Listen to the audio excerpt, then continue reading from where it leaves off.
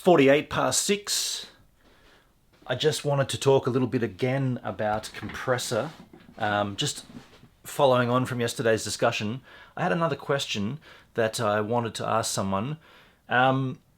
So you can either export directly from Final Cut Pro, or you can send to compressor. Now, I've got the option to do both because I own compressor and I own Final Cut Pro. Sometimes I don't understand why this happens. So here's all my compressor outputs that I showed you yesterday, and these are the successful ones. So if I went in and had a look at one of these, it'll be on my desktop, and I've renamed the files so the file names don't match what you've seen in here. But anyway, these are the ones that worked. These are the ones that are still to upload to YouTube. And this one over here is one that didn't work, and I'll show you what I mean by that. I'll just play that for a bit. Oops, volume. Hey everybody, welcome back to CreatorCast. We have another awesome episode for you. First, I'm going to introduce all the guys that I'll are skip forward. here and some of them that are not here. I'll skip forward a little bit. Okay, so this is the part that I wanted to show you from here. It's one of the hosts from Hey We're Talking, and it's Scott Donnelly. Reveal yourself, Scott. He is revealed. I was hoping there'd be fog coming out, but that's Scott. Scott, where are you at right now?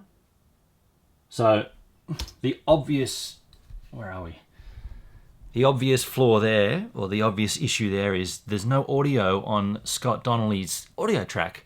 Now, if I go back into the Final Cut project, there is clearly the audio there.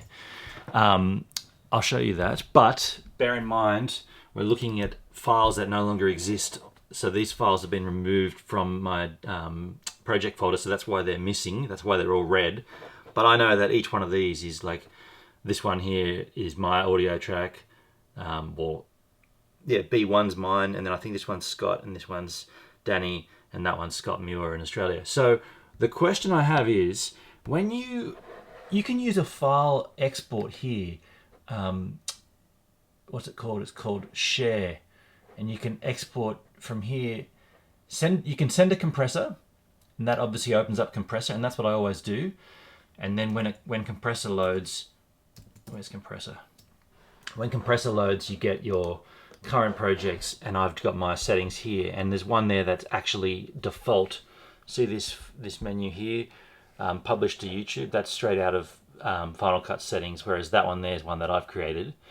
But what I've found is sometimes it doesn't give you everything correct. Like in this case, doesn't give you the audio. So the option there is when you go back into Final Cut, you have to choose from here, instead of send a compressor, I choose share, and I choose 4K. This is one of my settings. This is one that came default, 4K, and that works. Now, my question is, why? Why does that happen? And am I doing something wrong? If anyone that can tell me why sometimes when you export through Send to Compressor, it doesn't actually work. If you've got lots of stacked tracks, like lots of compound clips with different effects and whatnot, why does sometimes it not work? Very frustrating when your compressor outputs take, I mean, look at these times here. 5 hours, 23 minutes to compress. Oh, you can't see that. 5 hours and 23 minutes to compress, and then turns out it's